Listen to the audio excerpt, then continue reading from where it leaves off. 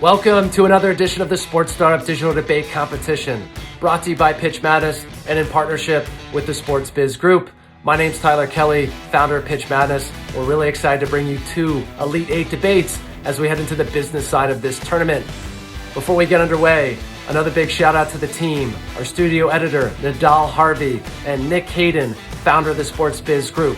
Lastly, the whole reason we put on these tournaments is to support the founders competing in them and trying to connect them to resources and investors that can get their companies to the next level.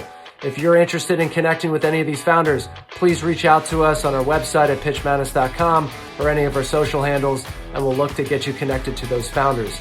Additionally, we have a Pledge It campaign where we're trying to raise $10,000 for the CDP COVID-19 Relief Fund going to frontline workers in the healthcare industry. Any way that you can support, please either donate or share this content using the hashtag #DebateForCovid. Thank you again for your support, and let's get to introducing our founders.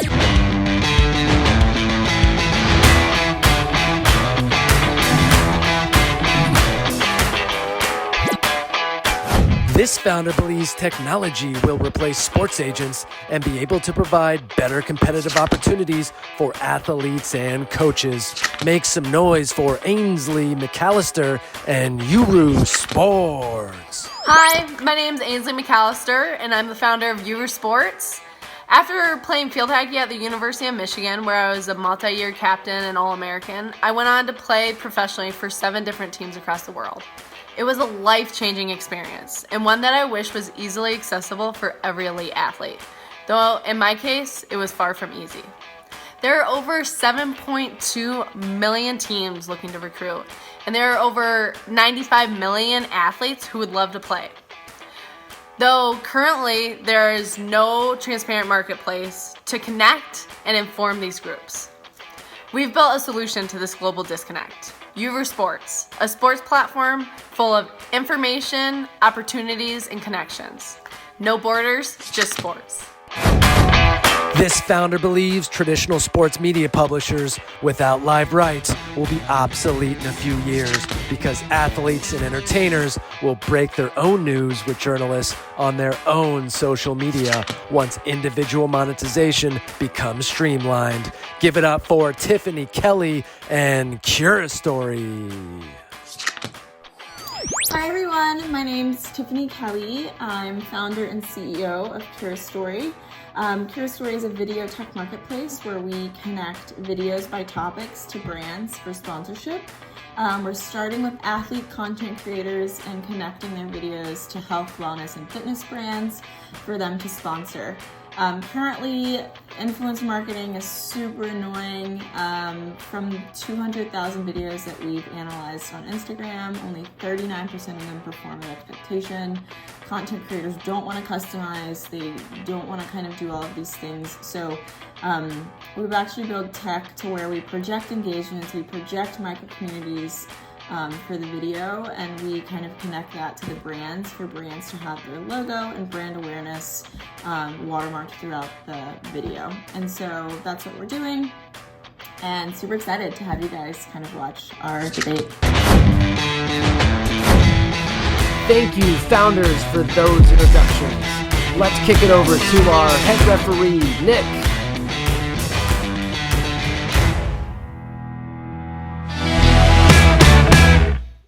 Welcome, everybody. We are in the Elite Eight of the Sports Startup Digital Debate Competition, and we are in the Sports Tech and Analytics. We have two amazing founders, Tiffany and Ainsley, ready to debate head-to-head on certain topics. So let's get ready to debate. To start things off, we're going to do a coin flip to see who will receive the first question. Ainsley, would you like heads or tails? Heads. It is heads. So would you like to receive the question or defer? I'll receive it. Okay, great. Oh, I wasn't thinking you Bring it. So I like the trash talk. So remember, you'll each get 45 seconds to answer uninterrupted, and then the other person will get 45 seconds, and then you can banter back and forth. Good luck to the best of you, and let's put 10 minutes on the clock and get this started. So for the first question, do you think you should be optimizing for exit in the early stages of building your company? And Ainsley, you'll start with that. All right, great question. So I personally believe that you really should not worry about optimizing for exit. I think really what you should be focused on is just building an awesome company that solves the customer's problem in an absolutely seamless way. Brings so much value to your customers that the investors offers will start coming to you. And once it has enough zeros that it can't be resisted, that's when you entertain it. I do think that there is a lot of value in starting to think about who that could be, and starting those relationships and those discussions though. And really, so we've started having discussions just to learn more about why companies acquire other early stage startups. So we've talked to a bunch of big named athletic brands and tech marketplaces, just on why, just so we have the insight of really having that in our back pocket, but it is not a focus. We've been kind of focusing on positioning Uru as a marketplace that's going to grow massively, and where we'll surely get offers down the line. Great. And Tiffany, your response? So I don't think you should fully ignore it. I do think that, and not saying that you said that, but I do think that thinking about it a little bit in the beginning does kind of help. I feel like this question is mostly about you should focus less on how you exit and more so just becoming a profitable company. Profitability trumps everything, honestly. But yeah, I feel like when people ask about exiting, they're typically asking, do you want to get acquired, IPO? What would make the most sense for you? And I don't think you should spend too much time on that. I think it's just making sure that your company is, like you said, solving a problem, but just extremely profitable, and not spending crazy time thinking on how, but you should kind of have it in the back of your mind a little bit. Great. We'll just move right on to the next question after that. So, according to CB Insights, 42% of startups fail due to lack of market need. If market forces have challenged your initial convictions, how do you weigh the responsibility of investor capital versus your determination? And Tiffany, you'll kick that question off. 45 seconds. Yeah, so hopefully you have had enough user interviews where market failure doesn't happen and customer indifference doesn't happen. So at the beginning, the two most important things that you need to focus on is coding, and then also building your product, and then having user interviews. But let's say a black swan like COVID, right? Their customer behaviors are changing. Your product could not be needed anymore within the market. And so I think what you need to do is just have a serious conversation with your investors of needing to pivot. And coming with them hey, data says X, this isn't what customers want anymore. This is how their behavior has changed. This is how we're going to use the rest of the capital that we have to pivot in this direction. And we actually need to raise X more to be able to do that if you need to. But hopefully if COVID doesn't happen, right? If there is a market difference, I feel like it falls on you a little bit that you haven't done. That was your tap for the 45 seconds. So we'll toss it over to Ainsley for that. Yeah. So I think she made a lot of really good points. We've been pretty fortunate that as we've chatted with our advisors who are marketplace experts, they've just voiced how fortunate we are that we actually, Uru has been started with a market need, as it's not only something that I experienced firsthand as an elite athlete, but also as I was playing overseas, I talked to 100 other athletes from volleyball, baseball, basketball, soccer, ice hockey, that were all dealing with the same problems that we exist. So by us really placing the 280 athletes, we've really gotten to know about our customers, and we've kind of focused on this small group that was field hockey, which is in the US viewed as small, but it's actually the third largest sport in the world, which is shocking to so many people. And that set us a foundation to learn grow and really set a foundation to get into basketball, which since announcing basketball, we've gotten a lot of progress and unbelievable support. And so it's really just about creating value so that then with creating value to your customers, you create value to your investors. And as you have more members and grow your community more, it's really easier to close capital. So it's kind of that feedback loop is what we found. So, anything to add to that, Tiffany? Yeah, I don't know if you answered the question as far as it being challenging. So if a market need does change, what would you do? But I guess it sounded like you were just saying just provide value, which of course at the end of the day so I guess if you're bringing up kind of COVID, right, what you brought up, and this whole kind of need to pivot, of course you need to talk to your advisors, and hopefully you have awesome marketplace experts or advisors that are helping guide your decisions. But it's just really important to kind of balance sustainability is so important in this COVID time, and trying to create growth. So we've really, during this time, we've been focusing on how do we continue growing our global member base as well as creating value. So we've launched this global virtual coaching. So I think I don't know if that's answering it a little bit better, but I do think it's important to talk to your advisors and pivot and create value to your members at all times. So. Yeah, agreed. Great. So let's move on to the third question here. What is the most important role for a founder when scaling a company, and why?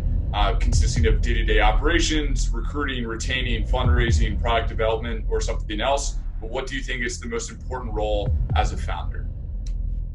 And Ainsley, you'll start that question. Yeah, so when I went through Black Box Connect, it was a global founder accelerator in San Francisco. They really did this tool with us that was all about defining your North Star. And as a CEO, the most important thing is really being able to sell that North Star and making sure everyone is on the same page to get that, and then help lead in a way that everyone with priorities laid out. So at Uru, we implement the entrepreneurial operating system to just make sure we're all on the same page and all rowing in the right direction. So great. And Tiffany, your response? So I think about 40% of founders stay on as CEOs 3 years after founding, and I think it's less 25% once you get kind of close to exit, whether that be IPO or getting acquired. So I actually think the most important thing as a founder is being able to switch to CEO, have your CEO hat, and kind of just being able to let go of control. I know I get that question a lot because I am a technical founder, and so being in the product and making sure that when it is time that we reach product market fit, being able to kind of step away and just let other people lead, I think is really important when it comes to their niche, and just letting go of control and actually trusting the people that you have kind of delegated these tasks to. I feel that is actually the biggest thing that a founder kind of needs to learn, or you become irrelevant, right? You get replaced with another CEO. So I do think trusting the people that you hire and recruiting amazing people that can lead, that you can trust them to delegate, so you can kind of back off a little bit as a founder. Yeah, I completely agree with your point about finding the right team. I think that's a very huge thing. And if you find the right team, they're going to be the ones to help, and you give them the North Star vision that you guys are going to do big things. I do think there's a lot of risk in delegating too much too early, just because you know your product best, you know your people best, you know your vision best. And so until you can really verbalize your North Star, I think that's a little bit tricky to actually delegate. So. Yeah, I mentioned after reaching product market fit, so kind of bringing them on, and of course still being a technical founder and being in the product in the beginning, but once we do reach product market fit, I think it's kind of knowing when to let your team lead. Absolutely. I'll throw in another follow-up question off that is, founder and CEO, when would you come to a situation where you would actually step down as a CEO and into a maybe lesser role and replace somebody? So if you could just kind of briefly explain what would be the circumstance and timing of when you would step down, or if you would ever step down?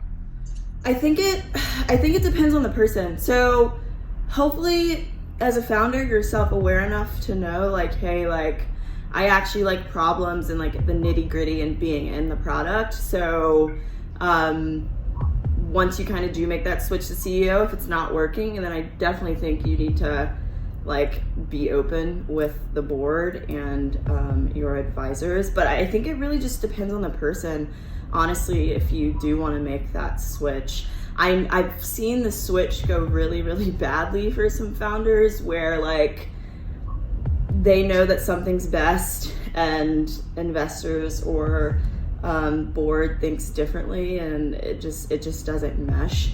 And I think it's always just kind of backing up like with the data and just being self-aware, like, hey, like this works for me, this doesn't work for me, and kind of the switch needing to happen once that awareness kind of is happening. Ainsley, on your point? Yeah, so I'm like, I have a little different perspective a little bit, just because like I am not the technical co-founder. I'm not able to code like you can. So my skill set is really leading. Like I've been a multi-year captain, then I've been a leader on multiple teams across the world.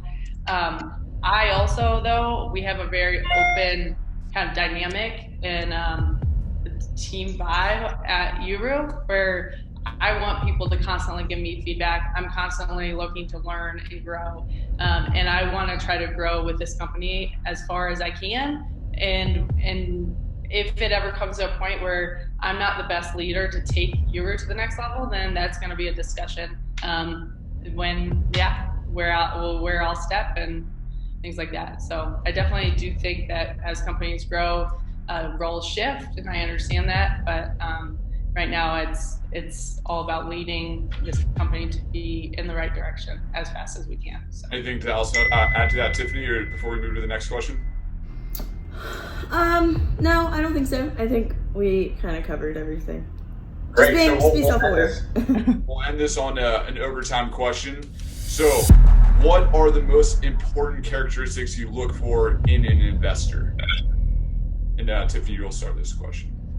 I know for us, since we are raising and we've had some deals kind of come into the pipeline, I think being strategic is important. Like, of course, being at the early stage, of course, having a check, but also someone that can assist in certain areas, I do think is important.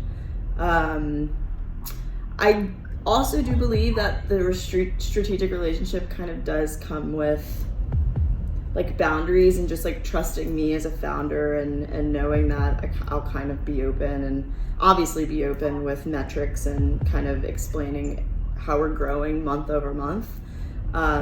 So I think their strategic relationship is important, but also those boundaries kind of need to be set, because I do feel like a lot of investors that want to be strategic, they kind of want to be on the ground floor like every day, which I feel like can be a bit much just as a founder. And so just making sure that those boundaries are there, and just, I mean, you gave me a check for a reason, so just kind of trusting me and knowing that I will give you insight and I will give you information month over month with how the company is going and working. Great, Angela. Yeah, so I kind of have 4 key important things that I look for when I'm looking for an investor. The number one thing, and it's non-negotiable, like I will not take a check if I do not feel this first one, is just them being respectful and an absolutely great human. I think mutual respect is absolutely key to building a working relationship where we'll really challenge each other and productively and help each other grow well. For example, one of our investors, David Asfalzer, he was the former head of product at Intel Sports and Yahoo Sports, and we've just had come into discussions with very differing opinions, and which is so beneficial because there is that mutual respect. And we end up coming out with something that is like, okay, way better than either of us came in with. So I think just having that mutual respect is number one. I think just like the aligned passion and desire to be a part of this team that's like go-getters and really passionate about uniting the world of sports and changing this industry. And then having the expertise, like Tiffany mentioned, of like either a marketplace or athletes who've actually lived the experience and want to see this in the world of sports. And then lastly, just like having the calling to be a social driver for like women's empowerment. Tiffany, I'm sure you know this very well too. Like there's not a whole lot of us in the sports tech industry. So we're like really, Euro is making a conscious effort to be like trailblazers in this industry, being a model that girls can really look up to. So we really want to find investors that believe in that and support our larger mission. I do think all amazing points. I do think like investors are shifting to understand that female founders, are pretty amazing. Like First Round Capital just came out with a study saying, I think female founders are 30% more successful. I forgot what the actual value is, but it's, I've even had investors kind of mention it. So they're definitely kind of looking more towards why that actually is. And I think it's because we ask a lot of questions and we like to be in the details of things, which kind of make for an awesome founder. But no, I think all those points are awesome. Great. Well, that wraps it up. Well thought out debate between the two of you. If you could use the hashtag debate for COVID, let us know who you think that won that round. And if you haven't already, donate to our Pledge It campaign to support frontline workers in the COVID-19 relief fund. And now we're going to be on to the judges for their analysis and picks.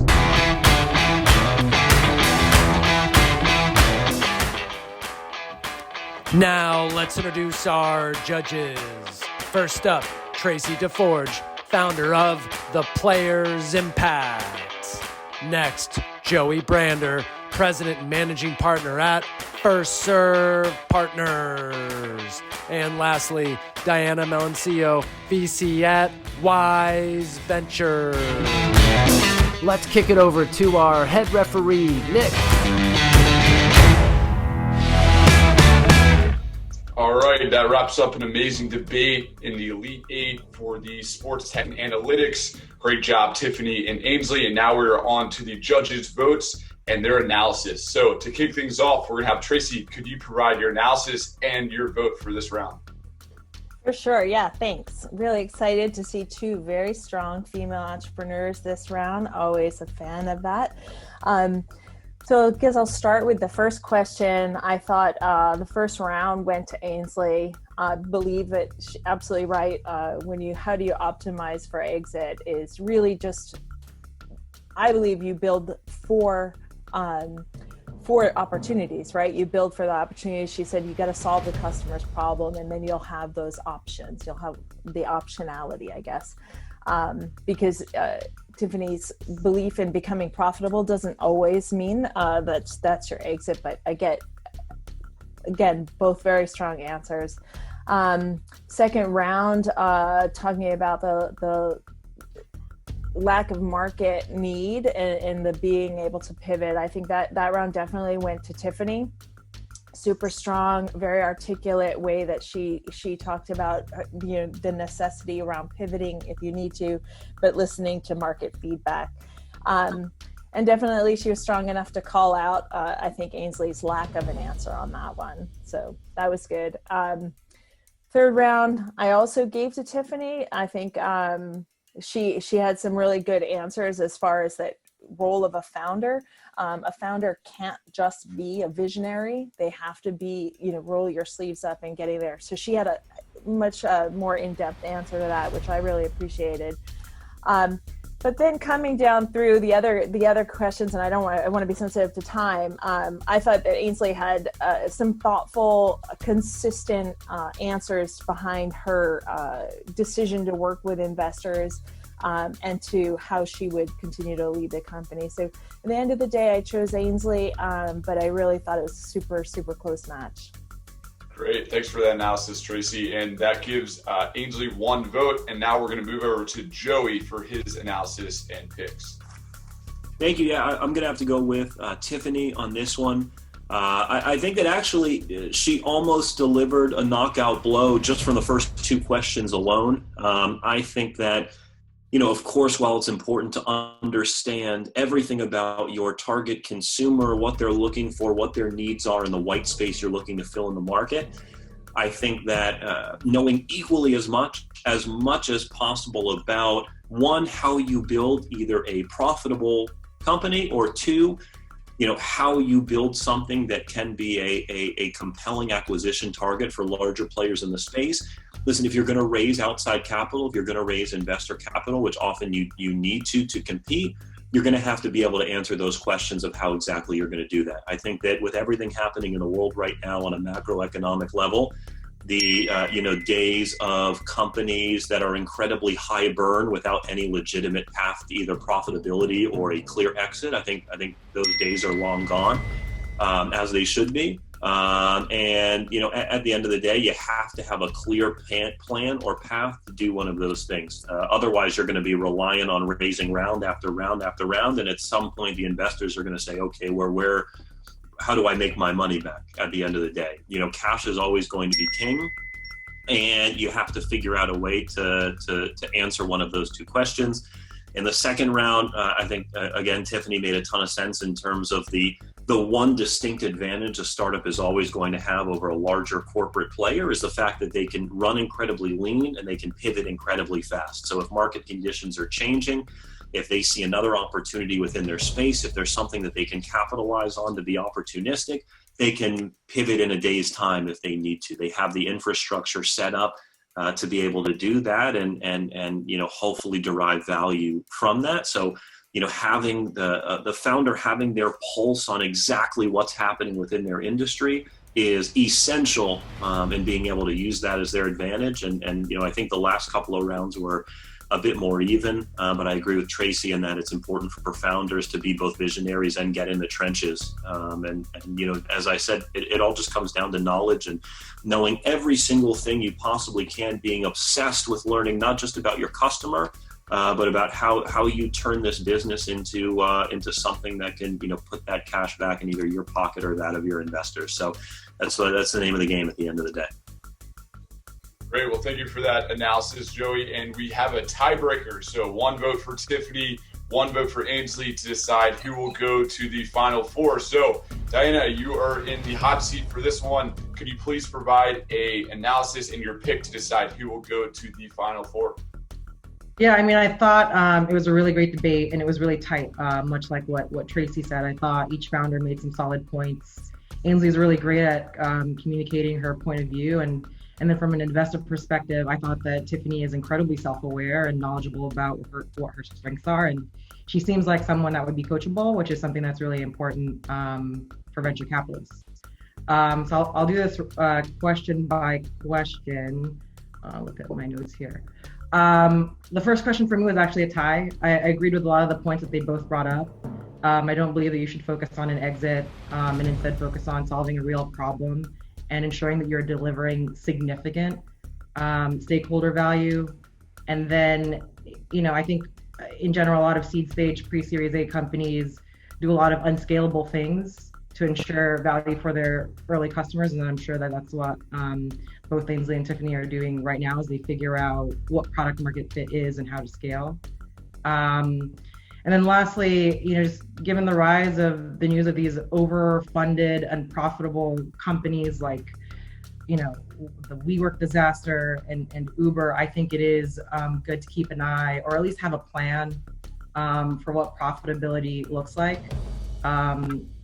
So I sort of agree with both of them. So that one was a toss-up. On the second question with market need and market shift, I gave this one to Tiffany. I like that Ainsley started her company doing exactly what she needed to, which is talk to a ton of stakeholders, ensuring that she's delivering value, but then she didn't really answer a question with any specifics. She brought up sustainability and growth, but didn't say like how.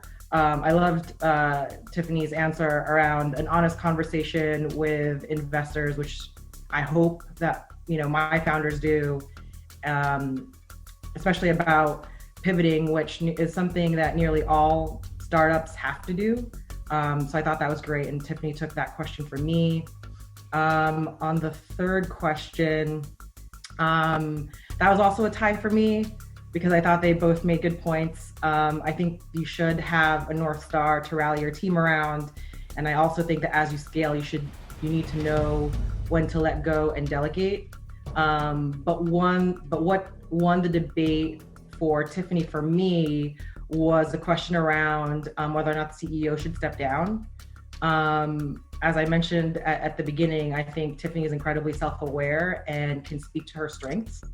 I think, yes, in the beginning, founders are best at articulating their vision, but often, what she said, with young founders, unless the founder has previously also run a multi-million-dollar company and scaled a team of that size, you really need someone with domain expertise and experience to come in and help build that company up. So I agreed with Tiffany there, and she won that round for me. And then, just quick touch on the last question about what they look for an investor. Me, I think that it should be strategic. Tiffany seems like she's very open to coaching. I love that Ainsley broke it down.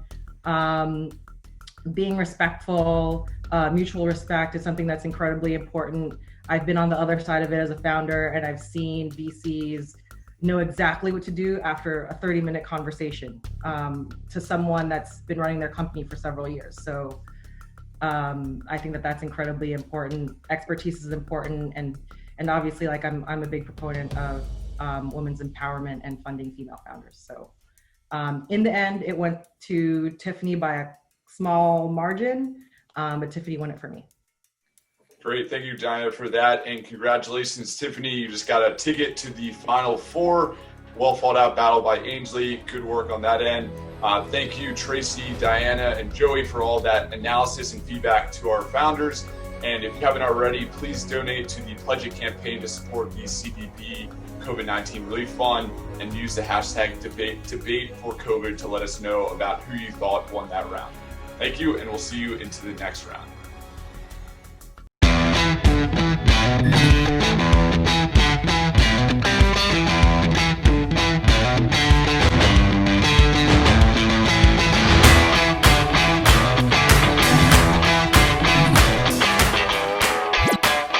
This founder believes the world of sports will experience many changes in the next 10 years. He believes that to protect the health and well-being of athletes, team-sanctioned on-field practice time will reduce by 15 to 20% by the year 2025. All the way from the best coast, Jason Robinson and Playbook 5. My name is Jason Robinson, co-founder and CEO of Playbook 5. Playbook 5 is a learning management system that allows players and coaches to step onto the field and practice from anywhere. By using our platform, players are able to gain meaningful reps and help them accelerate the time it takes to learn their playbook as well as improve their confidence.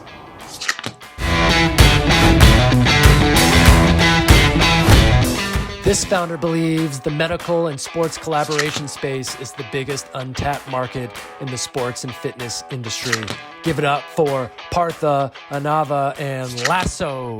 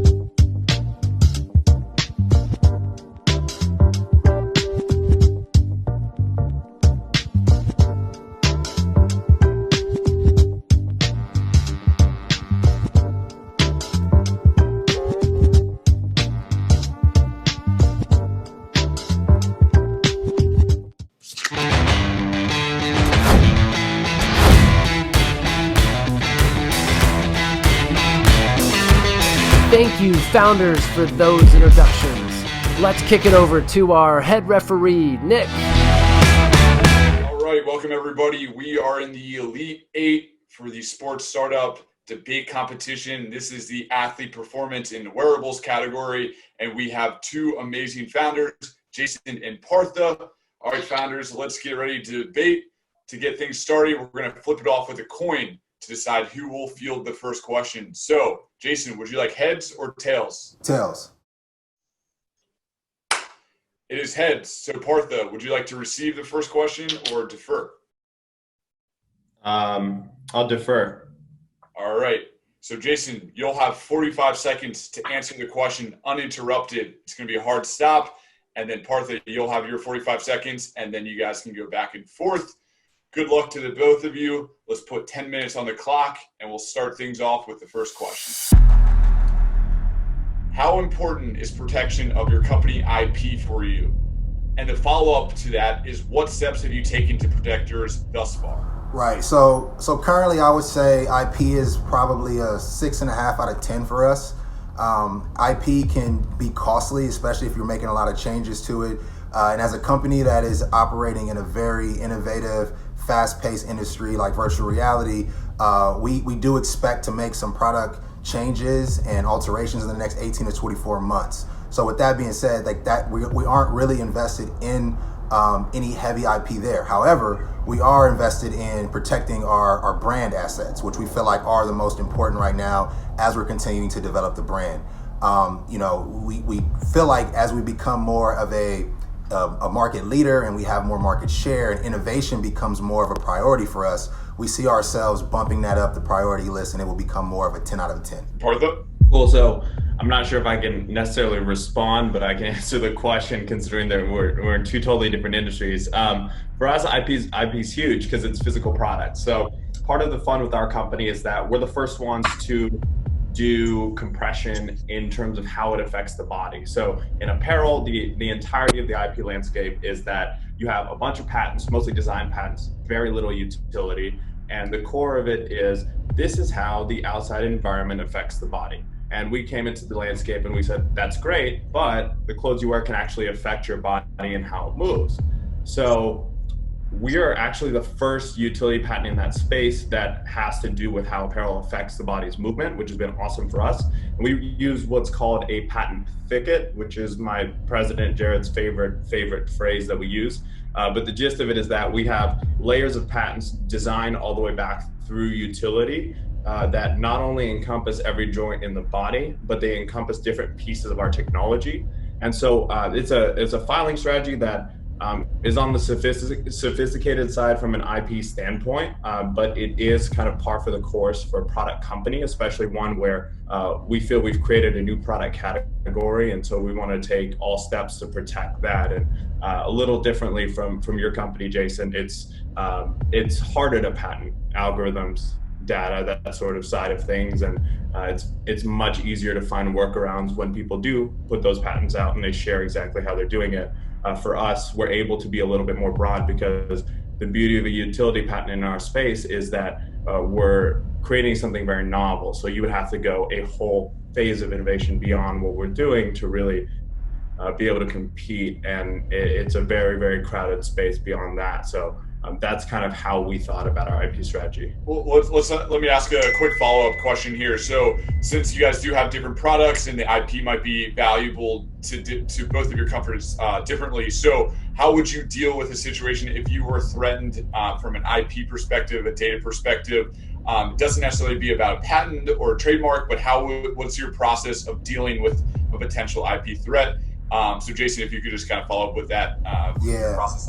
So, I mean, you got to rely on the facts. I mean, the best thing you can do, it becomes a litigation issue and you have to show what you've been doing. So if there was an opportunity or something that came up where someone felt like we were infringing or we felt someone else was infringing, we would first create a backlog in which we have tracked everything. So we know when we've been doing things, we know why we've been doing things, and we try to show our case. I mean, it's the most you can do. It becomes a he said, she said type situation, and we would rely on the facts. And usually the most transparent company or party in that matter comes out on top. If the facts are in your favor, they are, and if they're not, then the patent, the USPTO essentially will agree on the other side. But we feel like the best thing to do is just show what you've done, why you've done it, where this decision was made, be as detailed as you can, so hopefully they believe whatever your claim is. And Partha? Yeah, just to add into that, transparency is big in those types of situations. I have to be a little bit careful with this question because I can't get too specific about how we would deal with an infringement. But what I can say on a high level is that, especially in product infringement cases, a big challenge that companies have is larger companies will really step on top of your IP landscape before patents are issued.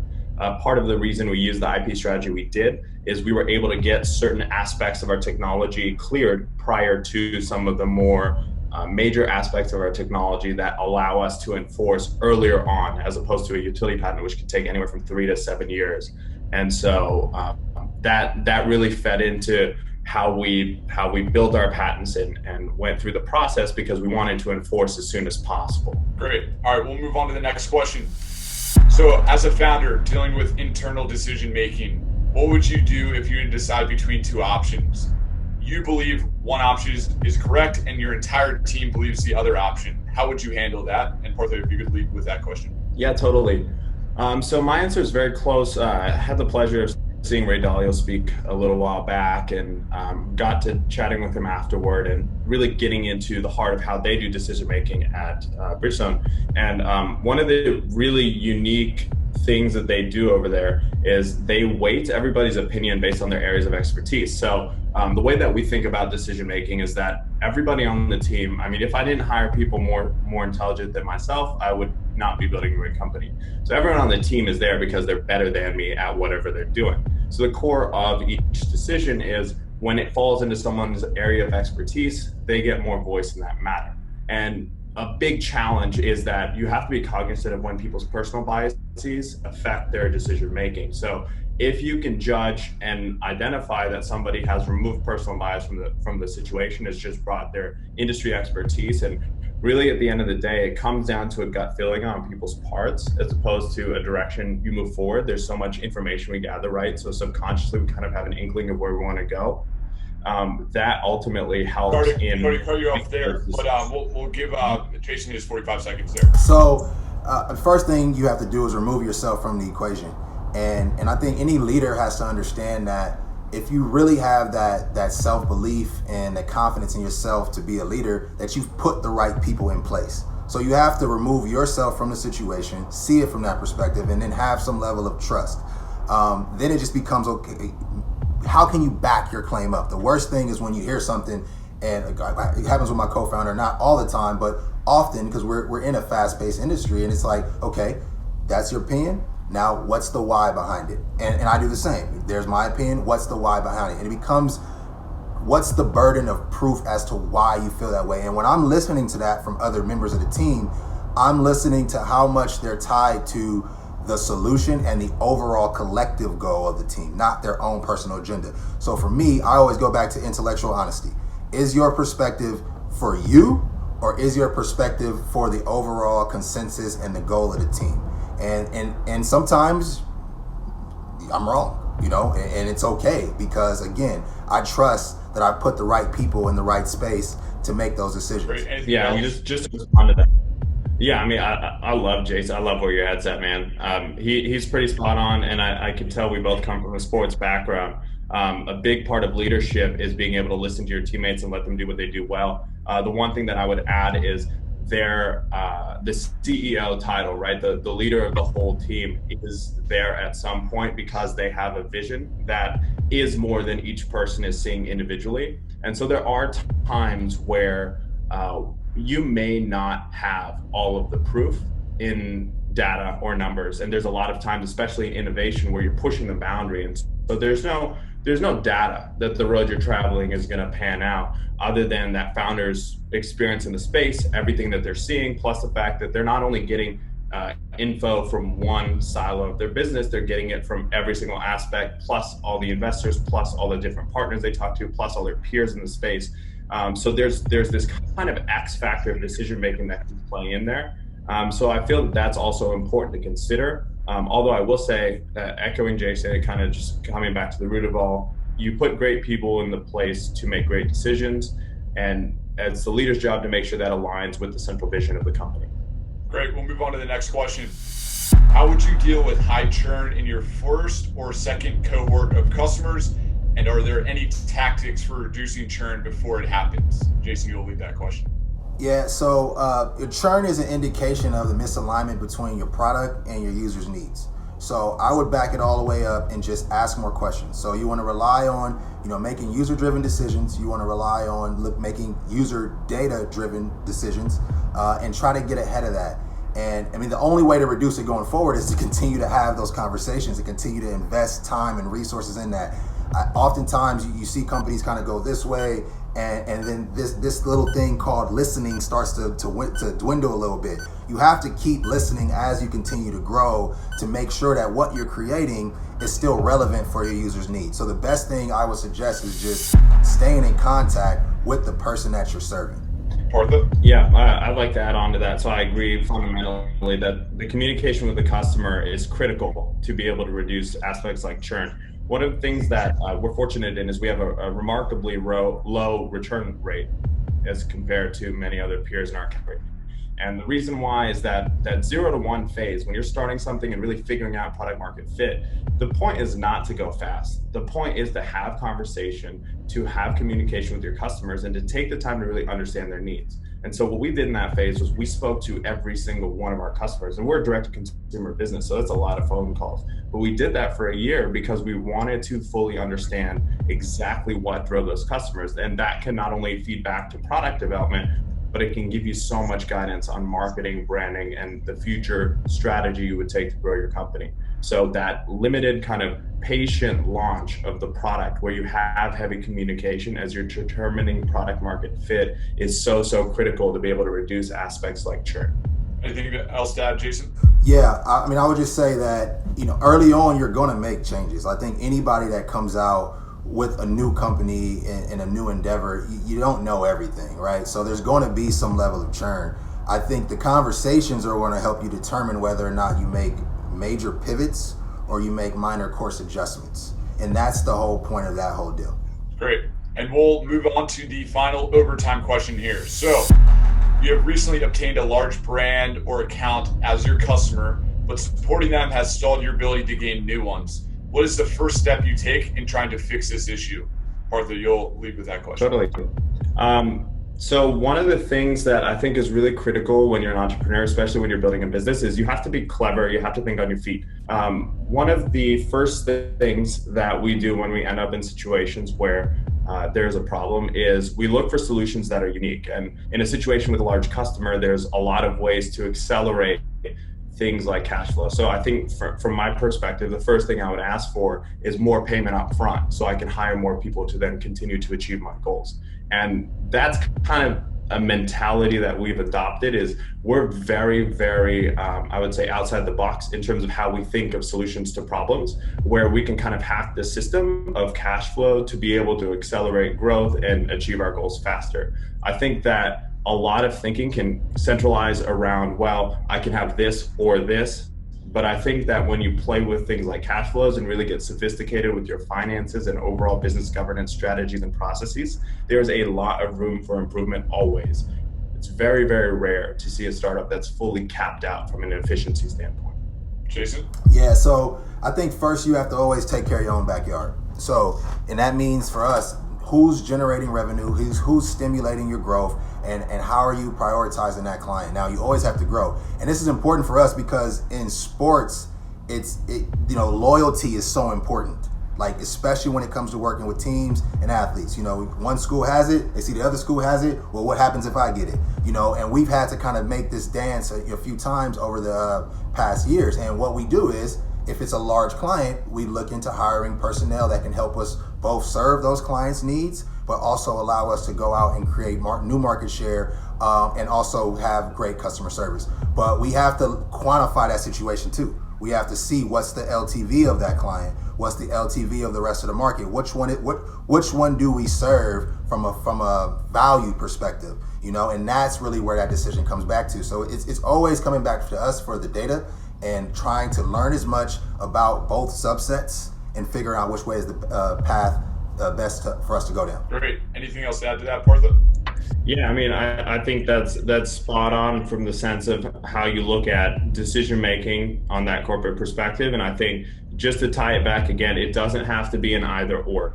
There's a lot of problems that we face in business that really cause us to think, well, what should I do to move forward? And there's a lot of unique ways that you can pull together, whether it's resources you need, whether it's help you need. I mean, I've seen people use interns in really ridiculous ways, as well as advisors. We really lean on our advisory board a lot in terms of helping us do the things that we need to do when we can't afford to hire more personnel at any given point because things are tighter and we're pushing for growth still. So I think there's a lot of ways to solve problems. And I think Jason's right from the fundamentals of you have to determine whether that path is even something you want to go down. With, say, in this case, a very, very large client that is very different from your regular customer mix. You have to understand if that's where you want to take your business. That's spot on. And I think once you identify that is, you have to then start thinking about creative ways to problem solve to help you get to that goal as quickly as possible without disturbing the set of processes and systems you've already built. Great. Well, thank you for that well thought out debate. Let's move on to the judges' response analysis. If you haven't already, use the hashtag debate for COVID. Let us know who you think won that round and support our Pledge It campaign, which will support frontline workers during the CDP COVID-19 Relief Fund. Now on to the judges' votes. Now, let's introduce our judges. First up, Vera Schroeder, associate at Safar Partners. And next, Matt Kramer, senior strategist and portfolio manager at RGA Ventures. And lastly, Joshua Martin, philanthropist, investor, and NFL linebacker for the Jets. Let's kick it over to our head referee, Nick. That wraps up an amazing debate in the Elite 8 for the athlete performance and wearables category between Partha and Jason. And now we are on to the judges for their analysis and picks. So to kick things off, Vera, if you could please provide your analysis followed by your pick. Sounds great. So Partha and Jason, you're both really solid. And I don't think there was a question where either one of you was way off. So my comments are going to be a little bit nitpicky. I'll go question by question. So the first one on IP, Partha, I thought it was very smart that you put in a sentence that describes what your product is. So in the first answer, you're already telling us what you do, and that really flavors the rest of this conversation. It's very smart to do. I also really like that you gave us an overview over how IP works in your field, which puts your answer into perspective.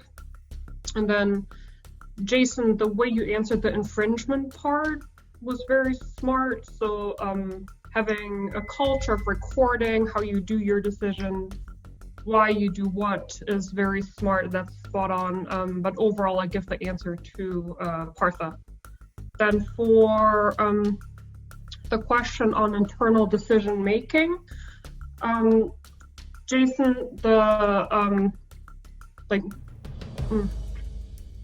getting to the why, trusting the people that you work with is so important. So if you hire a team that can't make decisions that you support, you're doomed anyway. So thank you for highlighting that. And then Partha, I appreciate you addressing the fact that as the CEO, you're the leader of your team. So at the end of the day, you will have to make decisions even if you don't have all the data to support that. Overall, I have this question tied. Then on addressing high churn of your customers, Jason, you're right on in saying that if it happens, it's generally due to a misalignment in your customers and your products. So listening to your customers, reinventing your product to address it directly, and being ready to pivot if necessary is great strategy. And Partha, your answer was mainly the same, so I give it to Jason here. Then on the question, large customers tying up your resources. So the way I heard it, this was almost a trick question, because if you have a large customer, that's not always a problem. So Jason, as you described correctly, if you go through the analysis and you see that, well, I have this great new customer that's very big, tying up resources, that might actually create so much value for a company that you missing out on the 10 new smaller customers is not a problem overall. So I give this answer to Jason and Jason overall. Great. Thank you, Vera, for that. So Jason has 1 vote, and now we'll move over to Matthew for his analysis and pick. Thanks, guys. Jason, Partha, you guys both demonstrated a really strong knack, I think, for leadership and an ability to organize your thoughts in a really coherent manner. And I think you guys are both well suited to, build very strong emerging companies. So appreciate your time and your insights. I think on the first topic, I side with Vera on her analysis. I think, Partha, you showed a really strong sort of grasp of the nuances around intellectual property and the different implications there. I think, Jason, you really demonstrated a strong sort of organizational approach to how you think about cataloging the development for your company along the way. And I think that lends itself really well to to resolving conflict there and being in a good position to deal with matters that are maybe, unforeseen. But I think still Partha give you the slight edge there on question number 1. On question number 2, both great answers there. I think, Jason, the way that you sort of illustrated your belief in trusting, your own ability as a founder and as a leader to assemble the right talent around you is something that really resonated with me. Drawing on some of my own personal experience at a startup in a high growth environment, I remember the early days of sitting in a single room together with leadership and all the way down to junior employees working across a variety of different disciplines. And, we really, the CEO and the founder of the company really took to heart of, not, thinking his voice was bigger than anyone else's and, valuing everyone's opinion. And I think that really was instrumental in our success in our ultimate acquisition. So I really, think you had a strong sort of vision for how you would govern, your team there. So I give the nod on number 2 to you, Jason. In terms of number 3, I'm going to go with a little bit of a cop out here and say there was a tie. I think you both had really strong viewpoints on how to deal with customer churn. Partha, I really thought that you, demonstrated as a founder in the early stages of your business. I think in that 0 to 1 phase you alluded to of reaching out to customers, even in a direct to consumer business, which is nearly impossible to find the time to do, but trying to have those one-on-one interactions with customers is a really, really strong way to better understand how to position your product and develop it and make sure that you're delivering something of value to your market.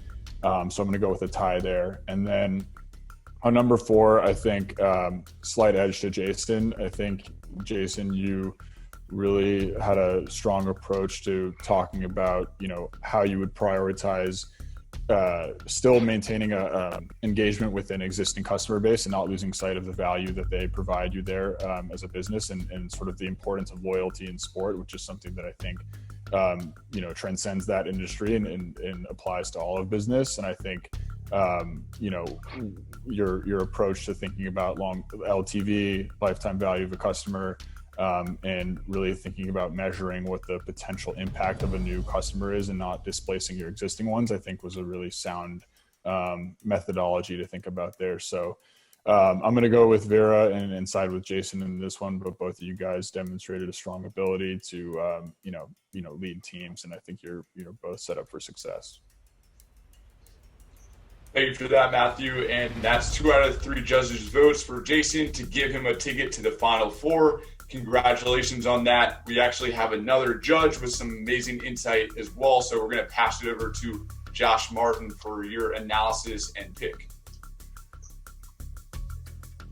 Yeah, so I think first and foremost, Jason, Partha, you're both clearly very knowledgeable, right? I play football for a living, so I have a unique perspective, and one of the things that really stood out to me, I won't go question by question, the decision's been made, but one of the things that stood out to me was this idea and concept of team. That really appealed to me Jason. And then there is one point, Partha, where it seemed that you couldn't really get into the detail that was necessary to answer some of the questions due to, I think it was a question around IP and how you might defend against an infringement case. I just like how, Jason, you're to the point. Partha gave you a lot of credit, man. You were spot on a lot of questions. So to me, it was just kind of simple. So I had to side with Jason as well. Great. Thank you for that, Josh. And thank you, Matthew, Vera, and Josh, for all those analysis. Congratulations, Jason. You got yourself a ticket to the Final Four. And if you haven't already, please donate to our COVID-19 CDP Relief Fund to support that amazing cause. Use the hashtag #DebateForCovid to let us know who you think is going to win the next round. But thank you all for some amazing insight to our founders and listeners. And now we're on to the next round.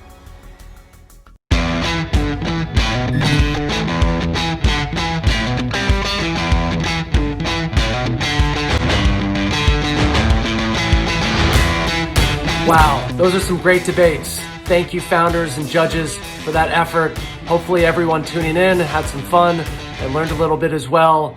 Remember to tune in tomorrow at 5 p.m. Eastern Time for the second part of our Elite 8 debates. And also remember our Pledge It campaign. We're trying to raise $10,000 for the CDP COVID-19 Relief Fund going to frontline healthcare workers.